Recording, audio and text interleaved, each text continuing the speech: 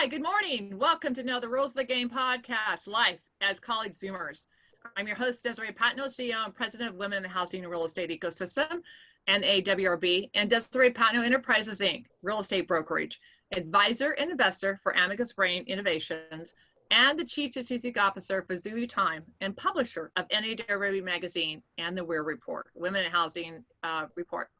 I'm thrilled to have our very own Nikki Courtney up in the corner, and also Veronica Cheng from UCLA and Berkeley, respectively. Welcome, girls.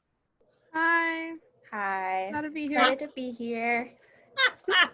Ready to talk about college zooming. That's right. Look at her bed. I mean, she's got a bed above her. Yes, we're starting this out, right? This is what you have to do when you're zooming all day. Gotta work what you have. You gotta make room of that square footage. I mean, you know, exactly. It is what it is, right? It's called quality space. She's got the lighting, check it out. And then we got Veronica, who just went into Berkeley. She just got into her room this morning, or actually the weekend. How's that going? It's great, like being alone. You know, you kind of get forced to be independent, and it's just like you really learn how to be an adult.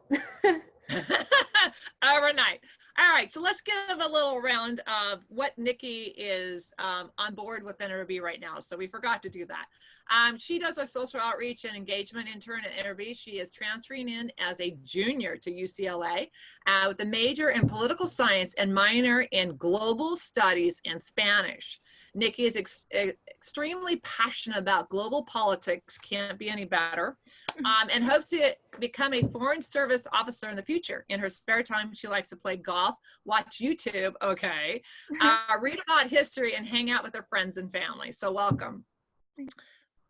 Veronica, she is a social media intern at NAWRB. She is currently a rising media studies senior at UCLA, Berkeley. Sorry, not UCLA, UC Berkeley.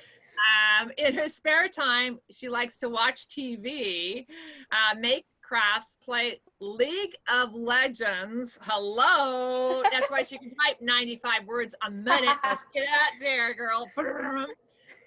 And naps in the sun. Okay, I didn't know that was a hobby, but all right. And she will never say no to eating hot pot and getting boba. Yes. Can I pronounce it? Yes. Exciting times. That's all I can say. Hey, to each their own. We all have our own special DNA. So, Nikki, fun fact about you, so everyone can get raw about you. Okay, so fun fact, or maybe scary fact, we'll see how this goes, but when I was really young, I used to have the worst luck, and I would always get hurt. So, for example, one time when I was 4, I was playing in a yard having fun, and then I randomly fell down and sat on a cactus. Very painful. And then throughout my childhood, I've got stung by bees 9 times. And other things with like roses, like sharp things are not my friend. I have like this bad luck with sharp objects. So yeah, that is a fun fact about me. Not the best of sharp objects. So stay away from a kitchen knife. Stay away from needles.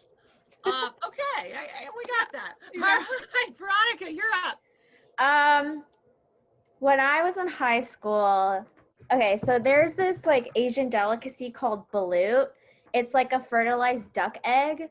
And so my dad's friend would sell them, but then it was really hot during the summer. So all the the duck eggs hatched.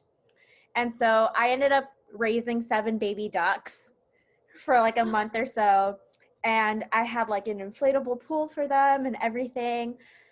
But one time my mom let them out to go sunbathing and my dog got to them all. Oh, no. That's sad. Yeah. So how old were the ducklings? Maybe like 3 months or so. Oh, wow. Yeah. How big was your dog? He's a medium-sized mutt. But he played off as like really coy and like shy, but then like behind the scenes, I guess he was just like, yeah, nope, killer instincts are up and out. Oh, sorry to hear, guys. Yeah. All right, so cut that one out. All right, so one of the things moving forward, we all have our stories, and that was a fun fact. So if you don't get raw and intimate on what's going on this podcast, I don't know what's going to do it. All right, so a couple things. We run what is called NAWRB Diversity Inclusion Leadership Council, and it's really about mentoring, playing it forward. It's about being trailblazers. It's about listening to others. It's about being really involved and to helping the communities at large, and to really show the core essences of helping women raise to the ranks and being senior leaders through the system throughout America. And so one of the things that we're doing here is on this podcast is to really help the visionary for college Zoomers, because we really changed the dynamics. We have 60% of the jobs of the future having been created. And here we're having the biggest shift. If you think about the Spanish flu pandemic that happened in 1918, 1919, we're really doing a mirror image of what happened then, now. And yet here we have all this technology. We have, before, think about, they didn't have technology. You know, we have our phones that literally is bigger and better than any of the computers we had back 20, 30 years ago. And here we're having that at our disposal. And then the other thing is that from the visionary standpoint, we also created here in 2019, we came out with a third edition of the release, I should say, of the Women Housing Ecosystem Report. And don't let it mislead you that it's just about women. It's about the lens.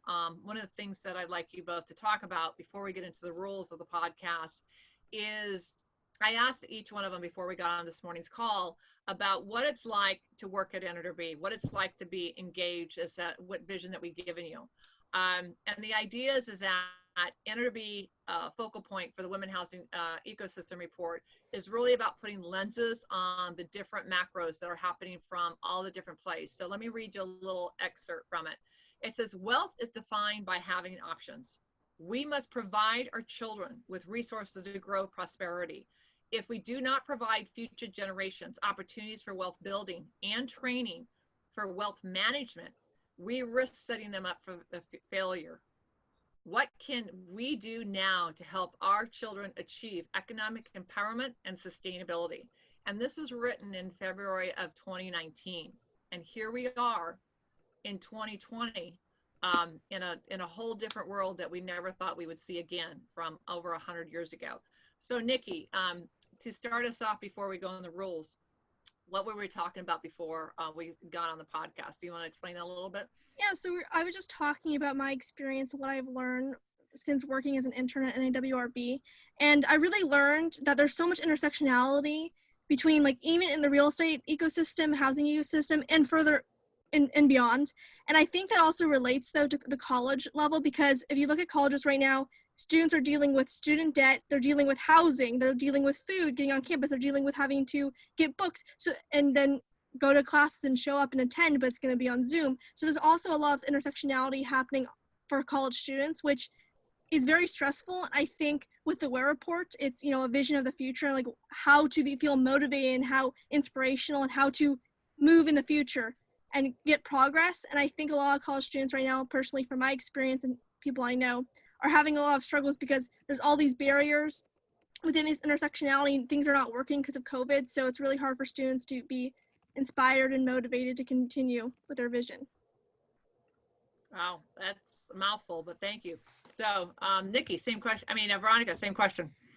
For me, I also agree with Nikki that working here has really taught me about, you know, the grand scope of things, of how the government is actually, how it actually pertains to me as a college student. It's not just like adult things, like old people stuff, for lack of better words.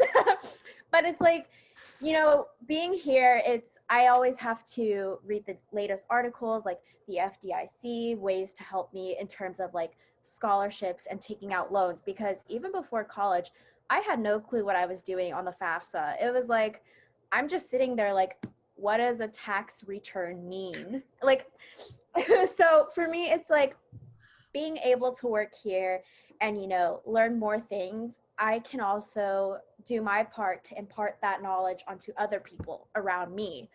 And I think being able to even obtain this position kind of shows me, like, you know, even during a pandemic, it's not impossible to, you know, get a job. Obviously it is a lot harder, but you can't just say like, yeah, I'm never going to get a job. I'm never going to get a job. You know, like everything just sucks because of the pandemic.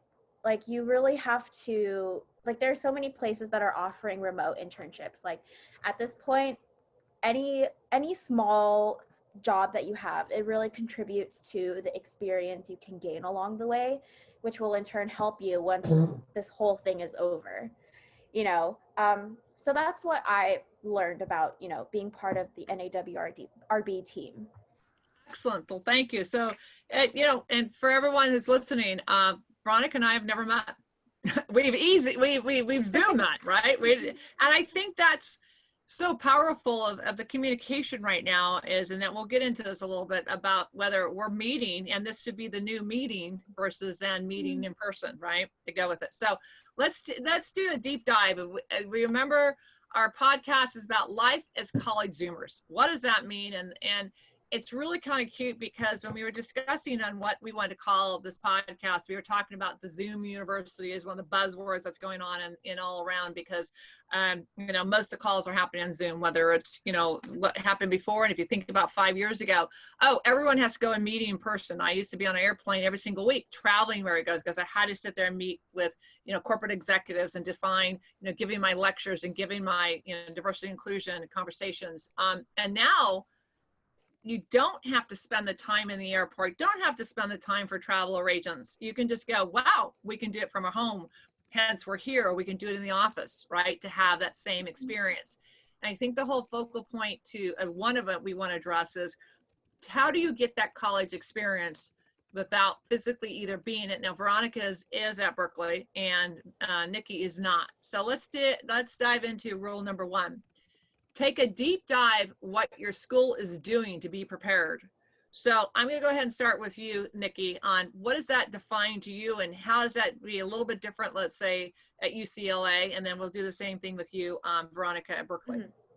Yeah, so for UCLA, I've noticed that even college students who are going to UCLA that I've met during orientation and different Zoom events, a lot of them do not have housing. And so it's very frustrating because even though fall quarter is going to be online, the housing this year is only guaranteed once for the entire year. So if you don't get it for in fall, you don't get it at all. So, and then with the hope that things are going to open in spring, people want to get housing and want to get apartments and be able to be there and be interactive because, like you were saying, what makes the college experience is being active on campus, participating in all the different clubs, opportunities, getting the internships, meeting the professors, and taking, you know, advantage of all the opportunities. And so with it all being on Zoom, it's really difficult. And with not being on campus, it's very difficult. And for me personally, what UCLA is doing, if they're only giving 5,000 dorm rooms and apartments spaces to students, and there's over 35,000 students, I believe, so it's a very small number. And it's very difficult. I'd rather be on campus and be interactive on the school community. And what they're also doing in particular for to combat COVID is that every day you go on campus, you have to do a survey first of your symptoms. You have to wear a mask in every lecture room and if you're going to get food. And if you're going to go get food, for example, you have to take it back to your room. You can't stay in the cafeteria. And even if you're on campus, all the lectures are on Zoom. So it's not the same college experience as before. So excellent. So put that perspective. If I, as a corporate executive flying around and I go speak or I want to meet and talk to a speaker, depending on what the environment is, you get more interaction, you get more value by being in person because you can network and talk to people as they're on stage or off stage. So I know all the time that I would have at least 20, 30 people want to come up and talk to me after I did a presentation. Same thing if I want to go hear someone else speak, I would want to go talk to them in person and then who you're in that room at the same time, you get that added value. On a Zoom call, it's really tough we can be talking. And even if we break out into groups, you're not hearing or talking to who they are to have the same conversation that's going on because you can be attentive to the main conversation, but having your own private conversation at the same time. So how do you merge those together? So thank you for that. But that's kind of where we're having the same difficulty as you, but you would not know that because you haven't been in our world as a corporate executive, what that feels like, or as a presenter or speaker. So Veronica, your take. For me, like Berkeley alone, we were all planning to do a hybrid semester, you know, but it's so stupid, but we had like a recent spike of COVID cases because the frat houses decided to have parties. And so even after like tons of emails saying like, hey, don't hang out, you know, practice social distancing, it's like they just are so irresponsible that, you know, they don't really give a crap about anyone else. And so for them, it was for like the administration, they ended up sending us an email like, hey, you know, we're going to switch back to an online class. And obviously for a lot of students, it was like, you know, I already had plans to come back, you know, things like that. Now I have to figure out how to get home, like how to move my stuff out. And I think it was kind of selfish of, you know, the UC system to even talk about having in school classes to begin with, because first of all, you get hopes up for no reason. And second of all, it's like the only reason why you want to have hybrid classes is to justify not changing the tuition. And also just like that, yeah, that's the thing. A lot of people are really angry about how everything is online, but tuition is exactly the same. And it's just like, you know, you're really screwing over the people who don't have the same resources as, you know, like students who have parents in the top 1%. And I think it's just like, you need to realize that this is also a societal issue rather than just like an administration issue as well. So Wow, yeah, very interesting. Yeah, no, I agree. And the idea is that school is supposed to be, the school is about college experience versus then just learning. And I know that the school system is in desperate needs. I remember attending the White House private meetings that they had 3 or 4 years, 4 years ago now, where Valerie Jarrett, who was the right arm to First Lady Obama, about getting 47 college deans together and to talk about that the school systems had not changed the requirements for a bachelor's degree in 60 years. We were overdue. So how would you have the same school requirements to get a college degree when society has changed? And here we are, we're forcing, in my opinion, college degree type programs or outlines to change because we might never not go back to school in person, or if we do, it could be 2 years down the line. So what happens to you being in that pocket, like the 2018 to 2019 Spanish flu, you're now dealing with 2020 and 2021, right?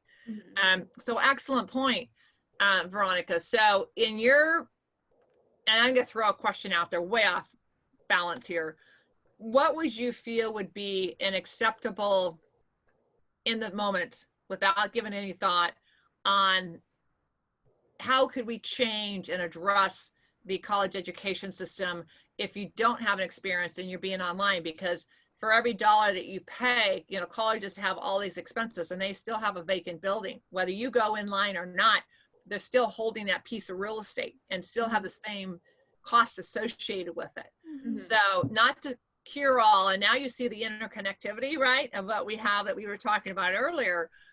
There's an end all and there's a ripple effect. So how do we help the students be that experience and then go to make it to be less expensive for the student, but also I believe that the colleges can gain more people because you don't have the physical limitations of space, that they could gain more people and the teachers could hire more assistants to help, let's say, grade the papers or evaluate the systems because of the interaction, right? I think that it's not about the limit of the college students, but it's about the experience of the college student. They get the most value, that they can get the trade-off of number, price versus that goes with the offset, okay? So what would you think, Veronica, would be a good thing that you think just comes pop in your mind first thing? I think honestly, people should really look into community colleges. I know that there's always like a huge stigma. I myself am a transfer student. For freshmen, it's like, you know, the first 2 years you only spend doing like your GEs, your general ed, and like prerequisites, which you could honestly, you could complete all of that at a CC within less than 2 years. And at the CC, it's even more, you have more resources at a CC than, you know, a 4-year, in my opinion, because their whole mission is to help you transfer, right? So they're not going to just leave you high and dry. And, you know, at a UC, you have like 30,000 students, and at a CC, you have so many programs. Like you have an honors program that can have like fewer than 100 students. And so with that honors program, you can have really like, they can hone in on you and they can always check up on you. And I think within those 2 years at a CC, you also get the opportunity to mature in a way. I think even a lot of employers like in this area, they were like, oh yeah, we really like transfer students because within their 2 years back at home, they get those 2 years to, you know, get more experience in like the work field, like just customer service alone. Like you're not straight out of high school and like, what the heck is a job, you know? But like, it's kind of just like use those 2 years to mature and, you know, just grow up. Because a lot of freshmen, they go into college like, wow, I have so much freedom now. Like, I'm just going to start drinking and going out with the boys and all that. And it's like, you know, you do realize that sometimes you really have to do what's best for, you know, if it's not ideal to go to a CC because you want to, like, you don't want to miss out on the college experience, right? Obviously, Right. but it's also like, you know, you have to do what you have to do. And I think during these times, you also really have to keep in mind of like, who's paying for your college? Like, you have to talk to your parents, like, is it really worth me spending 2 years and paying a regular $30,000 per year when I could spend like my CC, I only had to pay $30 a semester, like paying $30, Rock on! yeah, versus Yeah. 30,000 for getting the same education, right? Like that's what I think. Like people should just destigmatize community colleges, and it would even help more so like when you have the elected officials in your state trying to push for like a free higher education in terms of community college. I think that's the right move when it comes to like things like this. Excellent. Well, Can I add to that? Yeah, absolutely. Absolutely. I absolutely agree with Veronica. I went to community college for 1 year and now I'm transferring to UCLA. And number one, they're doing, and I know this is just specifically for California, but all of the California community colleges now are under the, what's called the Promise Grant, California Promise Grant. So it's completely free for the first 2 years. So as Veronica was saying, then that's you literally saving up to like $60,000 if you went 2 years to a UC or a private school, like $200,000. And there's so many resources and opportunities at the schools. There's programs like student equity, where if you don't make that much money and you need help, they can give you bus cards, they can give you gift cards to go get gas, they can give you supplies, like lend computers. So they have a lot of different programs at the community colleges that are like more of like a local level that you can get all these supplies. And I think overall, another thing adding on to that is, from community colleges, the transfer acceptance rate is actually higher than if you were going to do it from high school.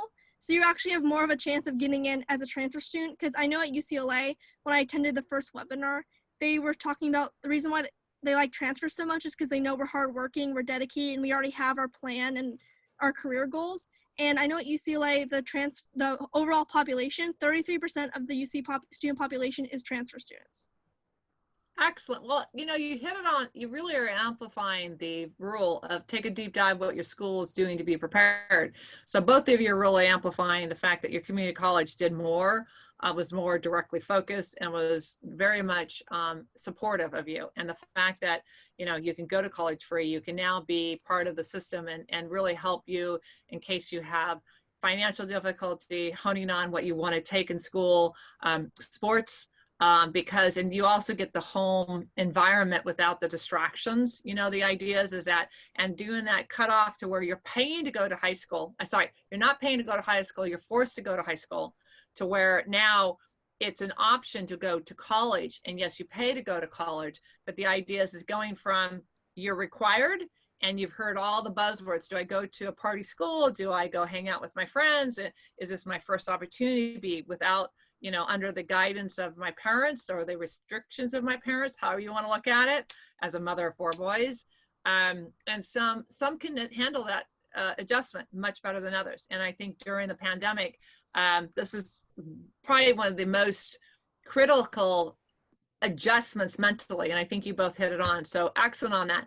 So if we were to go into, we had a couple sub questions on this. What is your school's plan of action to combat COVID? You touched on a little bit on that on Veronica regarding, that social responsibility and what they talked about. So how do you feel about, if we were to look at that action, is there anything more you'd like to add to it? Like your friends, you mentioned about where one of your friends was like, well, do we be involved with that friend anymore?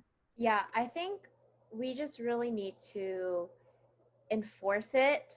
It's not like, because the way the administration reacted to, the frats increasing the spike of cases is they kind of just took it out on all of the students instead of that group, so yes. Because what that little group did is affecting the rest of us in that we can't return to campus. And I think they should have, really honed in on the source of the problem and been like, hey, you know what, it's not okay. I think I'm not I'm really iffy about it, because some people are like, yo, we should abolish Greek life, just completely take it out.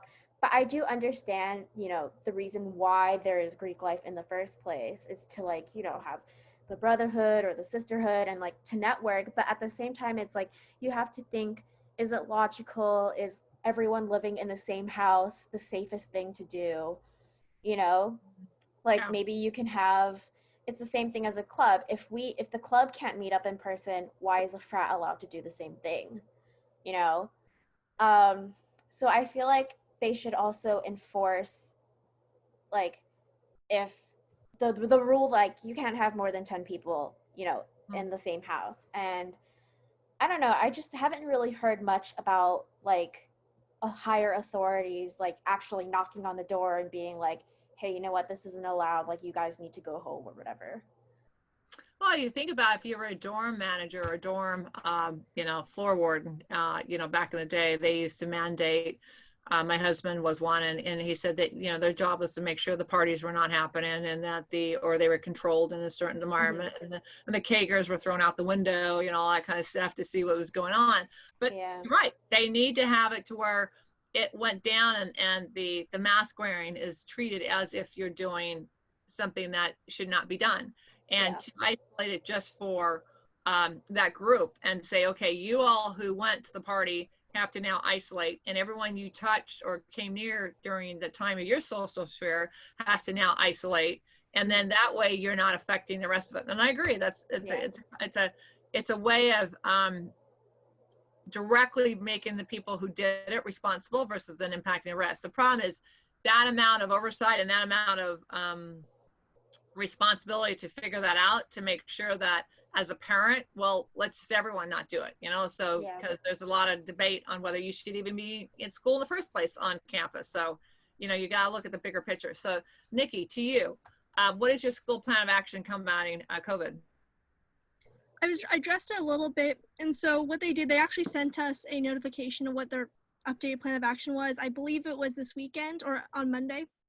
And their plan now is that, as I said, they're only offering 5,000 to 6,000 apartments and dorm rooms for encompassing 35,000 plus students.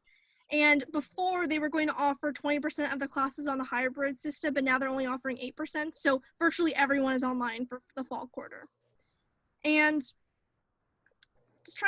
and then, as I said, if people are living on campus, they're going to have to do a survey monitoring their symptoms every morning and get approved by the health office. And then if they walk into any room, they have to have a mask on and temperature checks everywhere they go. So it's very rigid. But what we were talking about before the podcast, I was mentioning is there's a lot of tension right now between, should we open up schools, or should we have a hybrid system, or should we be online? And we were discussing how some schools in Indiana, since they had relatively low cases as compared to LA, where UCLA is, they started opening the high schools, and the first day they got a call like 1 hour in saying, hey, one student has COVID, and they went into the school. And so then they had to block off everyone, make sure everyone was quarantined within the school, and it was just a whole debacle. And I think that it is smart for UCLA not to just let everyone come in, because with the population, the UCs have a relatively high population. So with 35,000 plus students coming in, I would not want to be at school at the same time all those students are there.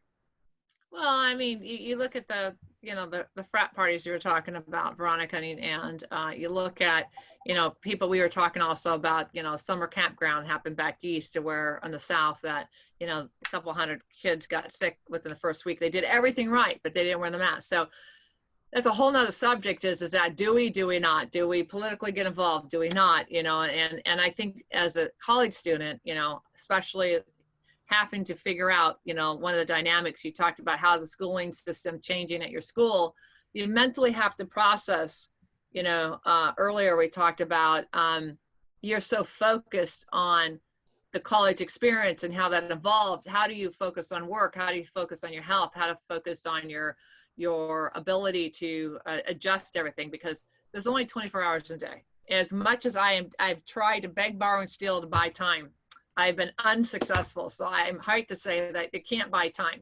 It's not available right now per day, per an extra hour. So that being said, let's address then the third one we had as part of this question number one. Be active and engage with the online campus community.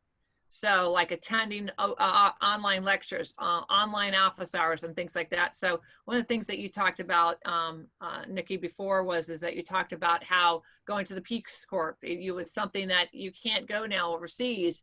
And what did that do for you? How did that change your environment? Yeah, so UCLA, and I think this is similar with UC Berkeley, Veronica, they have this program that they're on called Handshake, and it's with all the schools all across the nation, so it's applicable to all college students. And what they do is that now, since everything's online, they're hosting all these different companies and organizations are hosting all these Zoom events. So if you're interested, so Peace Corps is, for you to go abroad and help like with diplomatic measures. It can also be with different STEM programs, education, etc. in different countries. And they were hosting a Zoom event on like what to expect, what is the Peace Corps, what do we do, how to join, and then they had five different panelists who all went to different countries and different programs, and they all talked about it, and like you got to ask questions at the end and like interact with them. And that wouldn't have happened if, looking at the positive side, that wouldn't have happened if we weren't on a Zoom, discussion. I think a positive though is that a lot of there's some of the universities and these different organizations and companies are more catering towards students now, like with Zoom events. And so there's a lot of career events, different internships, scholarship events on like how to apply. And so I think that's more of a positive thing, that there's a lot more opportunities, a lot more information you can get now very accessibly if you just have a computer, phone, and you have Zoom. Internet, minor technology too. You did do something, before I get to Veronica, I want to ask Nikki one more question about it. That I think is very relative. You had, when I had asked you to really look into the NAWRB report, to get it into the colleges, you made a comment that really stuck with me. You said, I had no idea that colleges that I was researching the UC system or Cal State system had so many depths and departments within each of the colleges. I think one you found had 10 of them that you were just like blown away. So that is, I think, the biggest thing, that is how do we get the college students, being that you're not on campus, to really take a deep dive, which is this whole rule number one, into knowing what you did without having someone driving you to do it? Yeah, I mean, from my personal experience, it's actually personally affecting me because I'm transferring right now. I'm trying to like be acclimated and get in all the different clubs and stuff. And the issue is that, for example, at UCLA and other UCs, there's over like 400 plus clubs. So, and usually they have a club fair where you go on campus like the first week and you go to different stations, booths, and like learn about them. They're not having that this year. And so a lot of students right now are probably struggling to become acclimated, like, because you want to have the sense of community, meet different people, get with your different interests. And so it's very hard because now you have to research 400 plus different clubs on the internet and like try to connect and see if they're doing Zoom events and, stuff like that. So I'm currently experiencing that right now, and I guarantee you many other college students are, as they're transferring or incoming students. Suggestion, put out to UCLA that you want to have a booth at all 400 classes you talked, or 400 clubs that you said that would have a booth.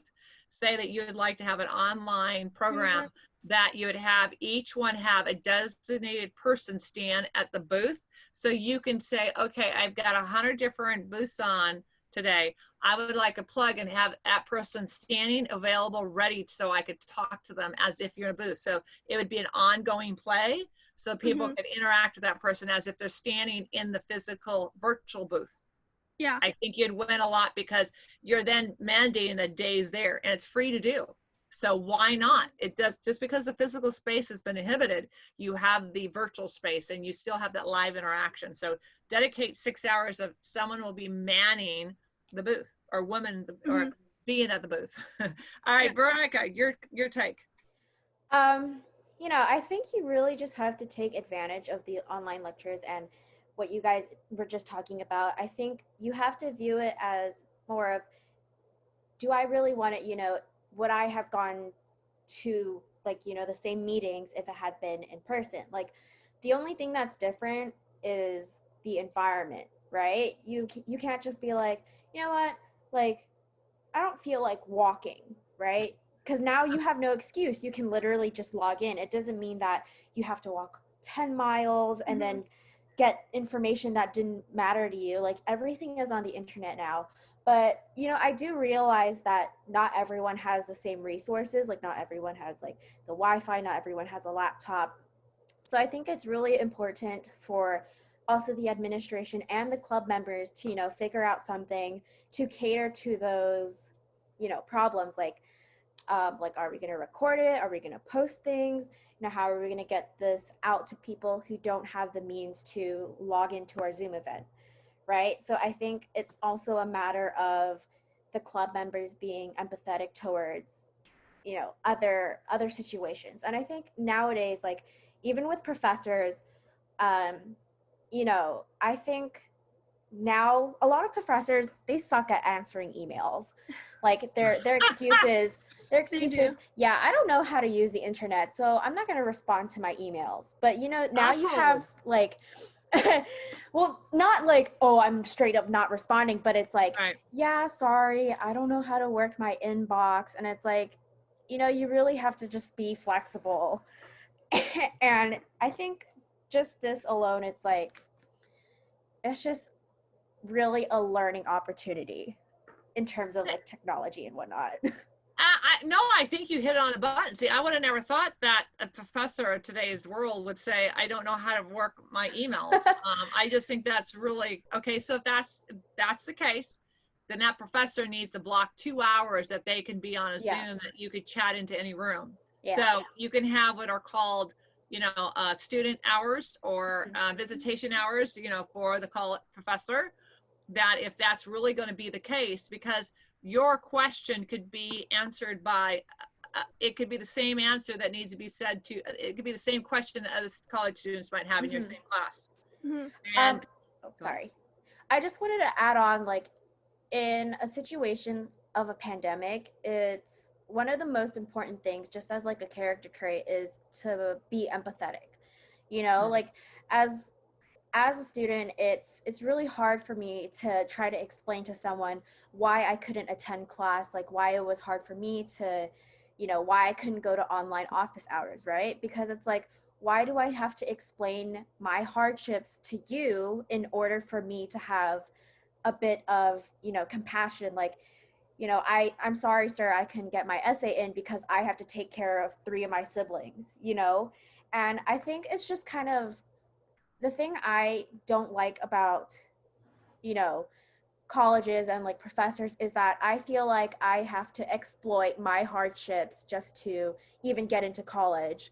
Like, it's just like, why do you're not even going to read my full story. Like, why do I need to tell you my whole life story for like 10 minutes and you're just going to look at it and go like, okay, next, you know? Or even if that, to be very honest, I mean, I had share a story without divulging who it is. I know someone very well that literally went to college, went to go get her master's, and she had turned in her thesis, the final report, and he said he was too busy and he didn't even grade it until 3 months later. How can you have a professor relationship with someone getting a master's when someone put their heart and soul into something that is exceptional student, whether or not, but the point is that heart and soul into it, and then to be told that I don't have time and I'll get to it when I will, that was 3 months later.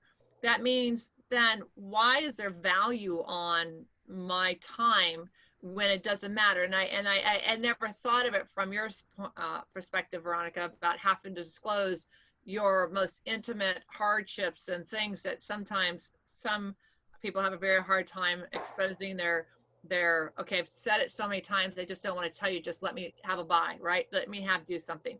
And a fun fact about me, which I didn't even disclose, is that when I was in high school, my mother felt that we had to close high school, where you were not allowed to leave campus for no matter whatever the reason was. It was Adelphi Cumberland High School. And my mother felt very strongly that I was mature enough that when I went to high school that I could leave for whatever reason I wanted. And the only way you could get out of that way is that you either had to write it down for religious reasons, you had to write it down that, you know, your mother signed off. And so they debated back and forth between the vice principal and with my mother. And she finally said, listen, I will then sign a release saying that my daughter has full authority to do whatever she wants, and she can sign her own notes, which invalid everything. So then it got to the point, if I wanted to go to the chiropractor, if I wanted to go get lunch off campus, I could. And they had no say that I could not stop me, even though we had a closed campus. And it taught me that if there's a will, there's a way. And that was one of the reasons that I have in my vocabulary, it's no is not allowed, because the idea is that you got to push and see why you can get it done. So I feel your pain that we shouldn't spend all our energy trying to know that we're okay and our inner feelings are our own feelings.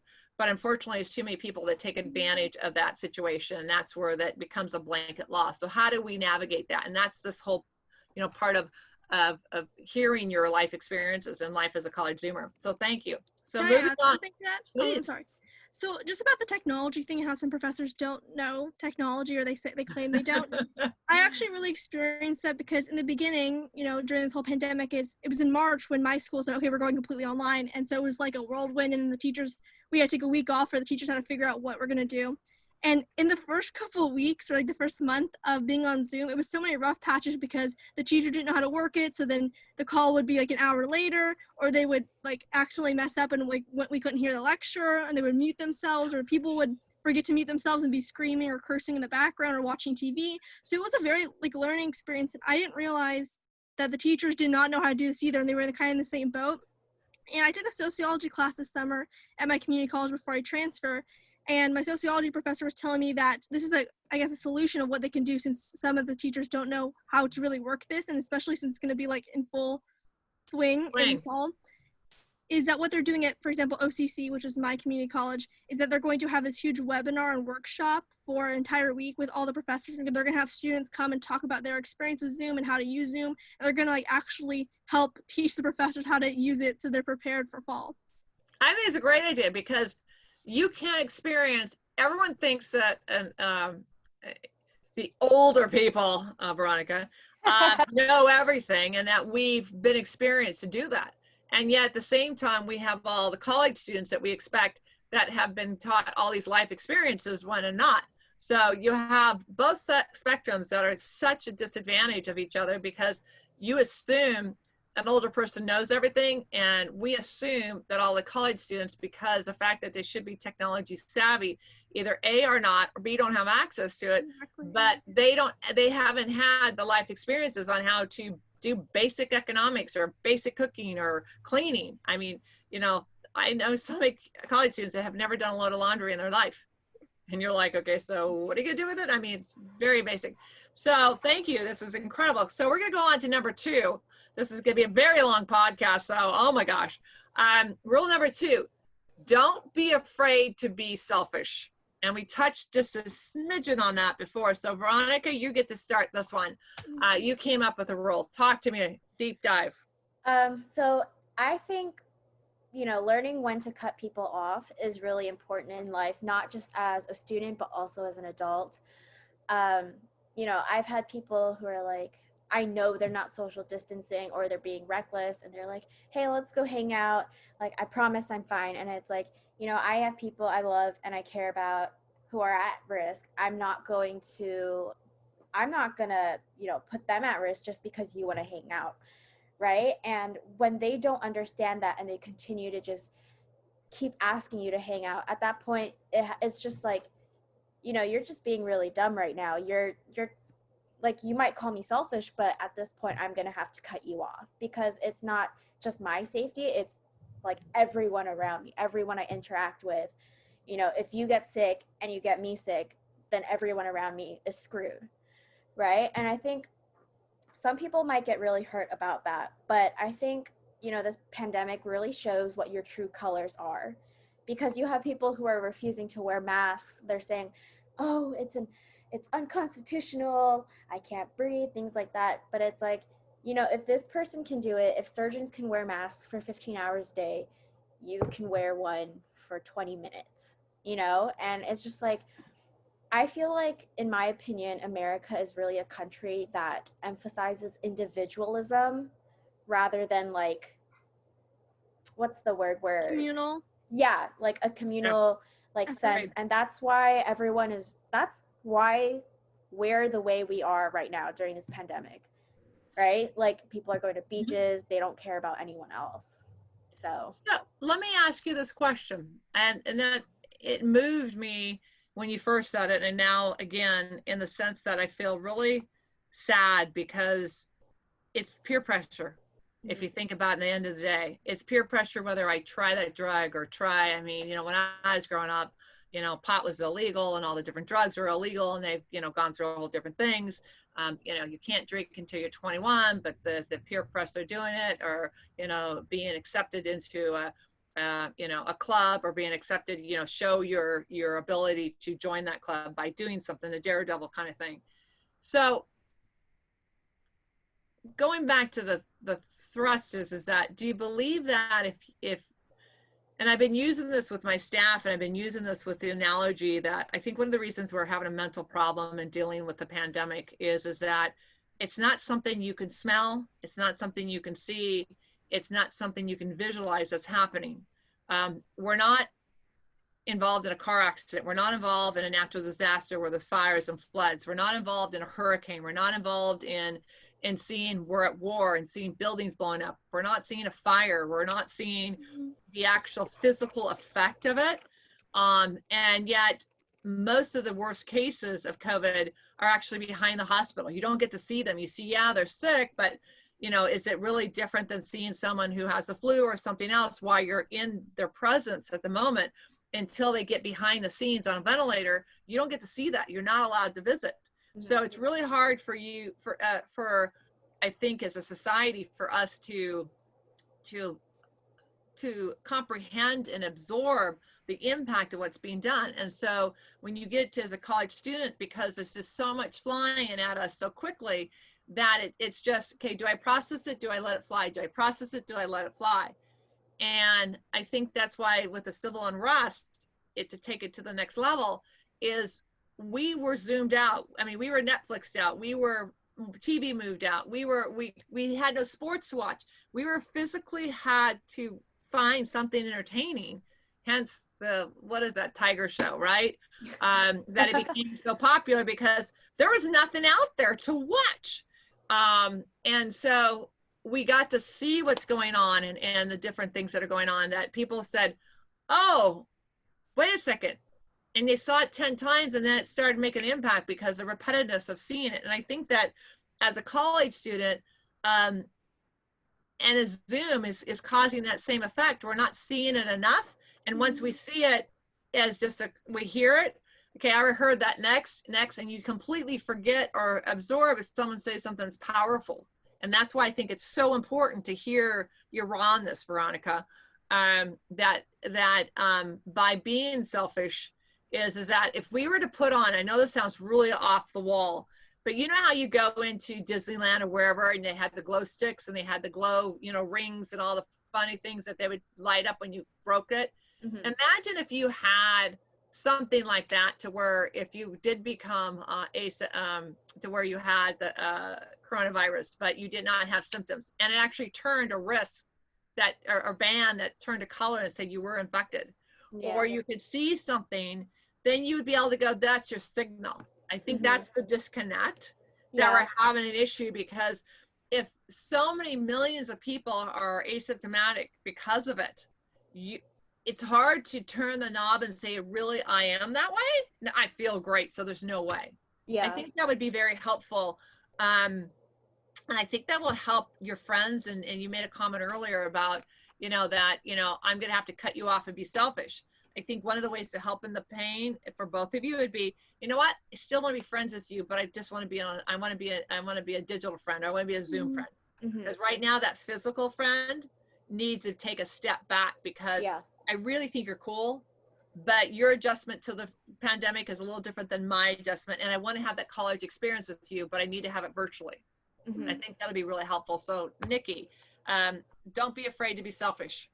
Well, so I just want to relate to like the college aspect and universities.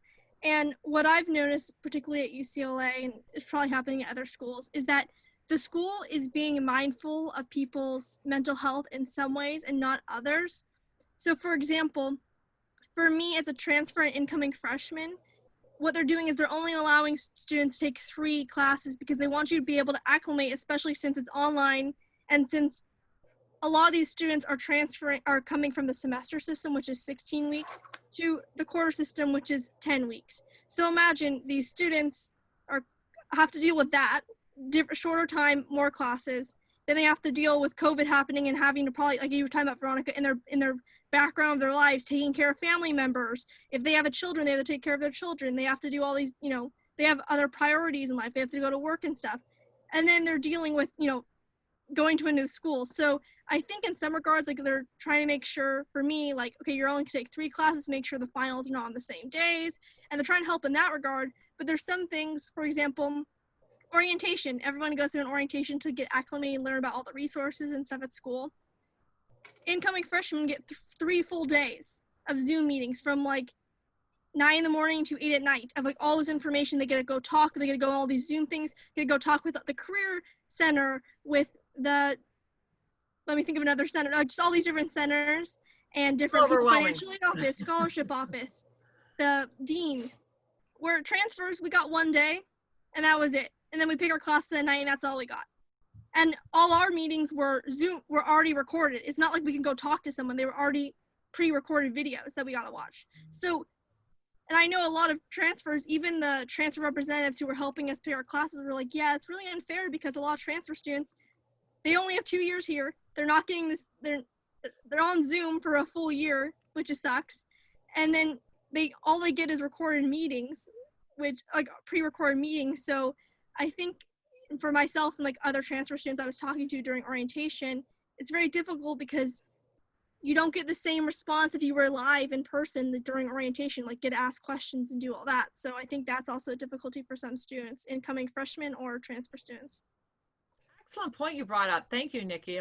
So Veronica, do you have the same thing to where your number of classes you can take are limited?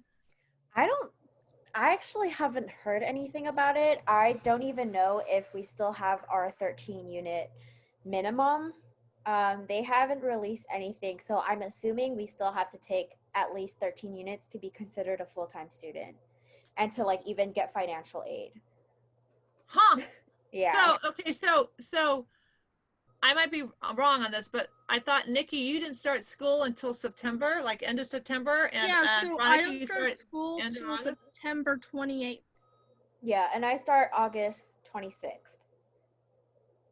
And you don't know, okay, so you know in September and you don't know in August. Yeah. And we're August 4th, okay, August 6th, just checking, or 5th, just checking to make sure. Okay. Yeah.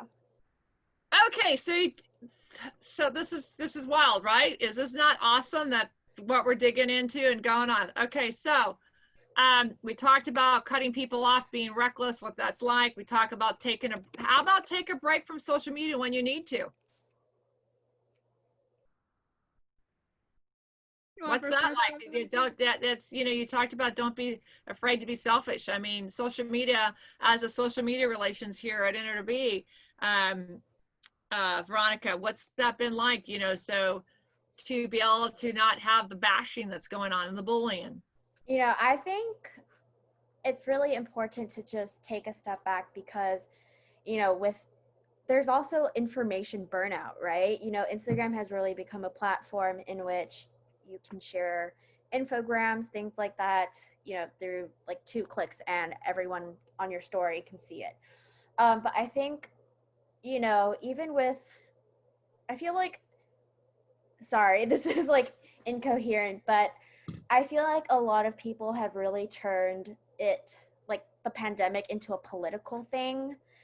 And obviously it shouldn't be at all. Like, it's just common sense to be safe. And it's just, you know, sometimes it can get really tiring, right? You're like following people that are like, dude, none of this makes sense. You know, you really need to take a step back and be media literate, things like that. And so I think it's the fact that, like, I think deactivating your social media once in a while should really be normalized, because in this generation, everyone just focuses on social media, right? Even though it is a big, important like factor in terms of getting the information out there, sometimes it can just be really overwhelming. And, you know, you just really have to remember to prioritize yourself. I think you had perfect. You have to be number one. You have to take care of yourself, not only from the mental aspect, but the health aspect, Yeah. physical health aspect, because you are your best resource. And that means parents, whatever. The point is that you know your body better than anyone else, and going to a doctor, dealing with your mental soundness and your physical soundness and your wellness to go with it. And what's so funny is that right behind me, I have Liz Tumulty, she's centerfold on our magazine right now. It's on NAWRB's website.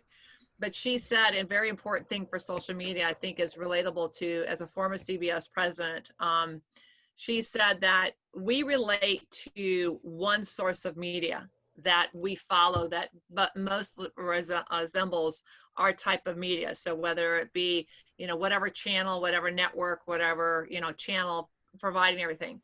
And what's so important, what she said is that if you think in social media, it's endless. It can be so many, like Instagram, it can be so many different people and associations that are in the same, maybe, you know, cooking or you know, social sphere.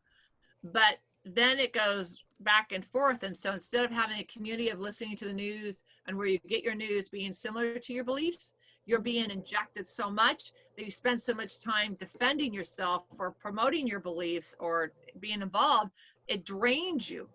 You only have so much time, and you only have so much emotion invested that you, like you said, you're cleansing yourself of taking yourself back. So I just want to promote, obviously, the magazine that just came out, but also that image is that I had no idea until I heard her about the fake news and things she talked about, is that we relate to one source of media instead of getting our media from so many different venues. And social media causes us to be selective. It's end all be all. So Nikki, how has that been about, what do you think about social media? I 100% agree with Veronica, especially in the sense is that with the pandemic and the political unrest happening right now, a lot of college students are already having a mental breakdown. And I see, like, in my personal experience, a lot of my friends on social media, they're sharing, as Veronica said, all these infographics and all this stuff going on, which is great. I think it's really good to be an advocate, even if it's on social media, since like no one can really do stuff in person right now. But it's also, it comes to a point where it's so much information where it just keeps you in this state of fear and anxiousness and nervousness, where it's like you need to take a break and just, you know, have positive news and media coming in some days instead of all of the bad things happening in the world. You hit it right on, Nikki. Agreed. The positivity, you know, here at NAWRB, we started Positive NAWRB because we had so much negativity. And yes, it could be about puppy dogs and flowers and, you know, having a good time. But that is what we live for. We don't live for the, and unfortunately negative news sells. I mean, you know, it is a business. News is a business. And when we're sharing information that's not factually checked, when we're dealing with such negativity on whether it's real or not, you can only process so much in your mind, especially when you're mentally exhibiting the most growth, because you're very impressible. High school and college are the most impressionable times of our life. We'll remember for our lifetime, right? You go back to say, I remember in high school, oh my gosh, I remember college, right? What that's like. So I think it's so powerful. So I think that I'd like to move into rule number 3. And I think this will relate to both of your responses. How to look at new opportunities arising as old ones are being inhibited. And that rule, I think, takes us really back and frame out when we talked about it earlier about the 2019 and now the 2020 Women Housing Ecosystem Report that's coming out, aware about how do we look at the wealth of opportunities to, by having options, by having an integration of how we feel. Data overload, to your point, Nikki, do you know that 90% of all the data on Earth, 90% of all the data on Earth changes every year? I did not know that. That's pretty insane. That kind of freaks me out a little bit. So if you think about 90% of the data that we had new in 2019, 2020 will finish, that it'll replace 90%, it's all new. So wait a second, that means that's exponential of what we just got done. Mm-hmm. So it becomes daunting to know just the fact, let alone to dissect and do that. So to your comment, Veronica, I really believe that having your best foot forward with people that are here to support you, but not be enablers, that are going to help you mentally, physically, and financially be there. At my age, we used to say that your friend was there who would take, I shouldn't say this word, but a bullet for you, being the course of what's going on, but they were there to take any action to you. They were strong enough to be there, that they were your best friend. They were that environment, right? Yeah. So if you look at, how do you look at new opportunities arising as old ones? This is the time that, how do we develop new opportunities? You know, we hear all the stuff about happening with the PPP loans, about the small businesses, about entrepreneurs, that we know are 50% of the jobs in the United States are supplied by small businesses. We know that 44% of all the small businesses provide the GDP, and yet we're closing all your venues that go to sporting events. The next year, college. I mean, how many stores are actually open while you're there or not there? So, you know, you walk down the campus, so you walk across the street to go get, you know, the whole idea is go get a cup of coffee or to go to, you know, get a cafe or whatever. Are they even open? You know, who's working there, and all those employment opportunities, because those are owned by your small businesses, not by your big chains. They're all franchised out, right? So that being said, our goal is to give the vision of having new opportunities, and with 60%, as we talked earlier on the podcast, are jobs that haven't even been created. So you're sitting in your Berkeley apartment, and you're at home, Nikki, and you're missing the experience on UCLA and Berkeley. How do we bring to the rest of the college Zoomers the vision to say, what about starting a business? What about sharing that information to give a vision on whether it is I'd like to own a home. Well, how do I get there? I have to have revenue. Well, what can I do to help that experience of being on a digital platform versus an in-person platform? Because look at the benefits. You're not getting sick anymore. You're not having the colds and sniffles. You're not going to worry about getting poison oak or getting all these crazy infections that you still have to go to the hospital because you're quarantined or you're being home. You can work on arts and crafts. You can see new ways of learning multiple languages. You can become empowered to be digitally trained versus an in-person, right? But our human body says, I need that physical contact to be able to touch you, feel you, have your heart, you know, that heat body resonate together, right? Because that's how our bodies react to the, I like to say, music. When's the last time you heard a song that put you back in your time of going, I remember when. As soon as that first note comes on, you're going, yes, I remember that great dinner or that great school dance or that great first time, right? Mm-hmm. That does not have to be in person. That can just be hearing. Mm-hmm. So we need to do that to where that moment of what that triggered in our endorphins in our body, to be able to do that with this experience.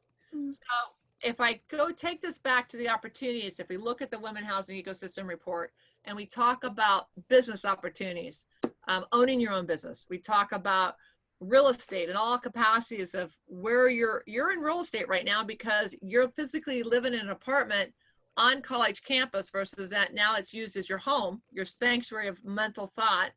And then where you go to your school is a commercial building, right? You're at home, but you're going, well, what are we gonna do if we don't open the borders between countries? How do we navigate that? How do we bring manufacturing back to our work? How many of your friends are going into the manufacturing business? I don't even know. Yeah. You know, if you're making a computer and one of the valuable pieces to your computer you can't get except for another country and that country is not allowed to export, you don't have a computer. Mm-hmm. Mm-hmm. So how do we give everyone an opportunity to create the vision of new opportunities? So we have down here, we talked about can attend Zoom and webinar events at multiple schools to receive resources. Mm-hmm. So we had earlier talked about, you know, well, let's figure out in depth what my school offers. Well, just because I don't attend another school or another association, why look at just a frat or a fraternity? What about there's clubs that have opportunities that are not related to my school, but could be career advancement or could be community advancement, right? Mm-hmm. Mm-hmm. So how would that make you feel if like this is where we went back to talking about working in NAWRB, is if that you were to come, you want to be a diplomat, Nikki. Well, if you could be in the space of doing all the diplomatic work, but maybe not have the title because of it takes years to get there, but you had all the work experiences to prove that you were already doing the diplomatic work without being a title, you'd be stoked, right? Mm-hmm. So, and you, Veronica, in the social relations business and getting your degree in it, what is the end game there for you? How does that social relations, how are you going to utilize that degree to say, this is what I want to do to curb or help the social relations of the community? I think honestly, it's just like, it's really just trying to, you don't even have to have like a social media intern position to bolster your skills of being in social relations and things like that in a career. It's something so simple as like, even customer service working at a retail store, right? As long as you know how to communicate and talk to people, that's how they're going to want to start following you, right? Because if you run a social media account, but your demeanor is just like, do this and this and this and that, it's like no one's going to want to listen to you, right? Mm-hmm. So it's really just how the way you work as a person, the way you communicate with other people and the teamwork that, in turn just contributes to how how it contributes to your work experience, right? The thing like I want to mention is that, don't feel rejected or dejected if you can't find an internship that is specifically for your major, right? Do things that interest you in general, because in that position alone, you're going to learn tons of things, that can help you in the future. It doesn't specifically have to be like, oh, I'm going to work with a lawyer because I want to be a lawyer, right? Even small businesses, NAWRB also has a legal side to it, right? So, those are kind of the things that people should really think about when it comes to things like that. Excellent point. Well, it's life experiences. I mean, what you learn is something that goes with it. And sometimes you're going to have career changes. You're going to have, well, I started out as a major in this and I changed into that because you found something you like better than another platform.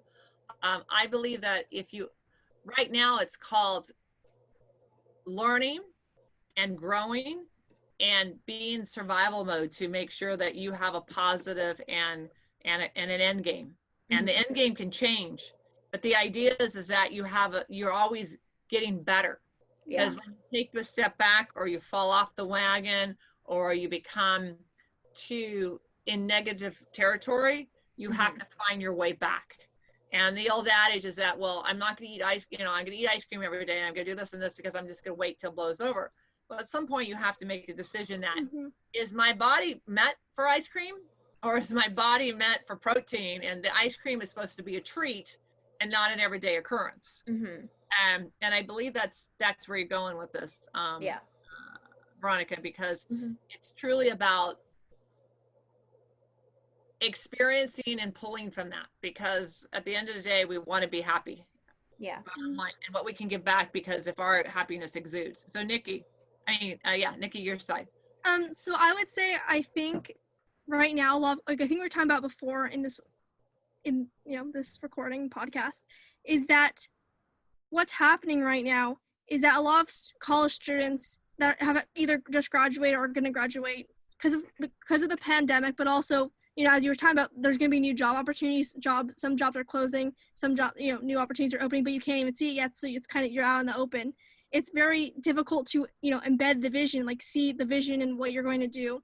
And I think the biggest thing is, what I've noticed is, when you're talking about, like, well, why don't you start a business? Why don't you start another company? Why are a lot of college students and millennials not starting stuff? And what is stopping them from doing that? I think the biggest thing, in my personal opinion, is that the education system, even K through 12 in college, is that they're not providing the resources and knowledge you really need to start. Because if you don't know how to get a loan, if you don't know how to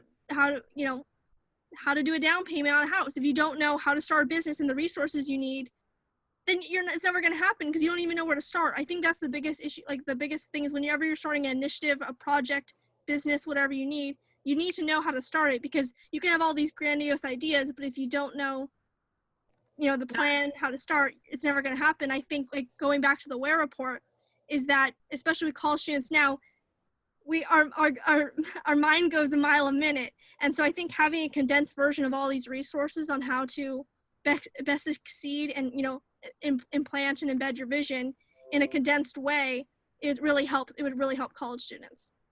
Excellent. Well said. Thank you. And I like Veronica's laugh when she says a mile a minute. Was it 100 miles a minute, Veronica? Let's be real here. We highlighted, career events, and we talked about scholarship events and handshake events from different companies and clubs, 4 different capacities that you can be involved in. I have a saying when I started this group, from being a real estate brokerage for 30 years and selling all different kinds of houses and different clientele, from corporate executives to dealing with people who are being evicted because, they lost their jobs and couldn't pay their mortgage, or had a domestic dispute, or you name it. And one of the things that I came back and always said that is that you have to be true to who you are and what you're doing and why you're doing it. And if we are, as a society, really here to help each other, to be mindful of their position and what they're doing, we ourselves will be so much better off. And our goal here is, I believe, is that as I told you years ago, as I told you a few weeks ago, I'm going to stand here in front of everyone and say, I want to be greedy. I'm greedy right now because I want to help as many college students as we can, because if we can help the college students, you're going to ensure my quality of life as I age is going to be better.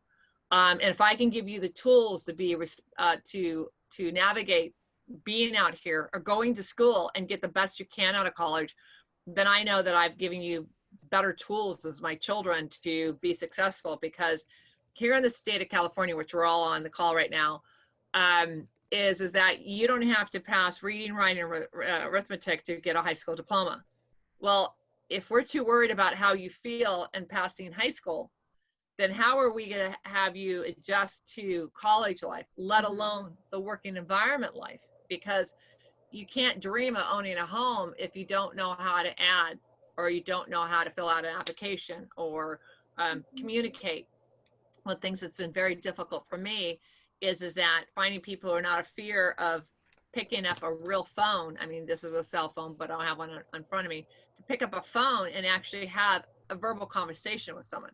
They believe that texting is verbal, or email is verbal. And I'm like, no, because so many more opportunities can come in how you react to someone's voice, how you can hear the background noise, and also you can feel in their conversation, do they have a foreign accent? Can you talk about those kind of things to make it cheerful versus an all about work? Because how you send a text can be interpreted how many different ways, Veronica? Or an email, how many different ways?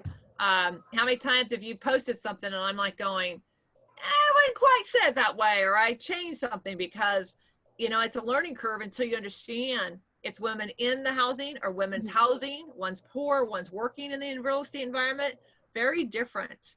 Yeah. So let's close up here a little bit on, because we're way over time, how we're dealing with some pointers real quick on how to look at new opportunities. So how about career events, scholarships, Handshake, and clubs? Veronica, you're up for your perspective on those. I think, you know, it's definitely a lot of, like, colleges, they give you the resources, like they give you premium accounts to Handshake, to LinkedIn Learning, things like that. I think you really need to find out what you have and make the best of it. You know, I found NAWRB through LinkedIn. Everyone loves LinkedIn, and like that's the new like Facebook for us. Oh, wow. So LinkedIn's a new college Facebook. You heard it here. I've been with LinkedIn probably 13 years. And the funny thing is, we talked about that, or 14 years, that we didn't even have the jobs on LinkedIn. You found it through our website that was connected to LinkedIn. And the funny thing is that we weren't in advertising and they were out there. So there you go, right? Yeah. Very powerful. You know, I think also clubs, I think Nikki wanted to talk about clubs. You know, a lot of them are switching gears to obviously Zoom, but it's also a matter of like how well you can adjust and how well, you know, like partaking in a club and even being a board member of a virtual club can really help the way you react to things. And so, you know, you shouldn't have to be afraid, like, you know, sorry, I keep saying that, but it's like, okay. Back then you would actually have to go into an interview, like into a room, you have to dress up and all that. I mean, now all you have to do is put on a nice shirt. You could still be wearing sweats, right? So all those small opportunities you need to grab, like even doing the Zoom events that we held on the Sundays, like those are the type of opportunities that you really need to focus on, instead of just saying like, oh, this pandemic is screwing everyone over, like there's no point in looking for jobs. Because like we mentioned earlier, it's not impossible. You just have to, you know, use your resources efficiently. Well, thank you. You highlight the fact that how every opportunity is a learning event, is a learning process. And no matter who you listen to, as long as you can take one thing away, then it's worth your time, because you're here to learn. Because even when you were commingling with friends and family and events and where you went, you were still learning. Even if it was a party relationship, you got to know someone better. Okay, this is not the kind of person I want to hang out with, or this is not the kind of environment I want to be, or I want to change. Unfortunately, the way you're learning is different, and that's the disconnect. So thank you. Nikki. I would 100% agree with Veronica that I think a lot of college students need to switch their perspective, saying it's ruining the pandemic, and COVID-19 is ruining my life. I'm never going to have this college experience again. And look at the positive side, that all these new events are available to you that are not even a part of the school, like NAWRB, the intern Zoom events, where you actually learned real world, like, you know, job opportunities and what to do and how to present yourself. And so it's not just for the schools. And I think advice I would give college students is that your school has so many opportunities that you don't even know of. I did a whole for 5 hours one day. I looked at all the different opportunities at UCLA, and you can still call the schools, even though it's on Zoom. You can still call if you want to have a personal communication with them. And I didn't even know about Handshake before. I learned about Handshake. You get a free account. I learned that I get a free licensed Zoom account from UCLA. And I learned other things and different events and they have a scholarship center where you can go in and ask about scholarships, and they can go read your papers for you. They have a career center where they'll line you up of what you need to do, what class you need to take to get to your career goals. So there's so many different programs, and I think you just need to use the resources that are available because they're still there, no matter if you're online, and they're there. And as Veronica was saying before, is now you can't make the excuses, oh, I can't go on campus because I can't drive to campus because it's too far. It's there available for you at any time. No, I think it's perfect. And what's funny is that relatable to that, Nikki, is that when I used to fly and the logistics of doing everything, I've now actually saved probably 2 to 3 hours a day. I gained back because the fact is I'm not traveling and I'm not getting on that airplane. I'm not going on a bus. I'm not doing whatever or getting an Uber because all that time and logistics of it. So I actually gained my hours back. So love that. So Veronica, you. Wait, sorry, I blanked out. So the scholarship events, the handshake events, the clubs, the career events. Oh, yeah, I mean, it's like what Nikki said and what I explained earlier. You just really have to, utilize your resources efficiently, right? It's not off limits to anyone, right? Like everything is on the internet. All you have to do is search. It doesn't even have to be through your school. Like even now, a lot of schools are holding like free classes, like community colleges are even hosting free classes. And what I really like about the Zoom and webinar events is that you don't even have to be in that area anymore. You can just log in and, I'm in Berkeley. I could log into Nikki's class and be like, hey, I'm going to learn something new today, right? I'm going to take that opportunity if I'm allowed to. So I think people really have to remember that and not feel so like, you're not really going to get stuff done if all you do is just sit and cry about it. Well, you have to be positive and not be, oh, woe is me. And one thing that I, as a mother and running a household, I always say, well, I can be listening to while I'm doing the dishes. I can be, making the morning coffee, or I can be taking the dogs and take the dogs out for a walk. I put the food on before I get back and come. You have to manage your time, and that's basically what you do. And instead of listening to the music while you're cleaning your room up, you could be listening to the podcast while you're cleaning your room up. So you can, look at the smile, you two, like that's right, you're not happening. All right. So we have 3 rules. Take a deep dive, what your school is doing to be prepared. Number 2, don't be afraid to be selfish. I think that's the hardest one. Number 3, how to look at new opportunities arising out of old ones as being inhibited. So what is our closing tip of the day? Prioritize yourself and your education. Yes, I love it. Prioritize yourself and your education, because you are numero uno, and you know yourself better than anyone else. I love it, love it, love it. So I am, again, your host, Desirée Patno. You can reach us, follow us. We're on every, take it away, Veronica. What social media platforms are we on, and what are our handles? Instagram, Facebook, Twitter, YouTube, and even Reddit. Hey, all right. So NAWRB is for the organization. Desirée Patno is myself, obviously. And then we also have the NDLC, which is the NAWRB's Diversity Inclusion Leadership Council. So again, our website is NAWRB.com. We put out our magazine quarterly, and we also have the NAWRB report that's available online. So thank you both for an incredible podcast of Life as College Zoomers. And I can't wait to share and have this and go crazy and see what we get, because then we can go back and do a follow-up. How about that? Right? Yes. All right. Great. Thank you very much. We have a great one. I can't wait to see. Thank you. Have a good one. Thank you. You too.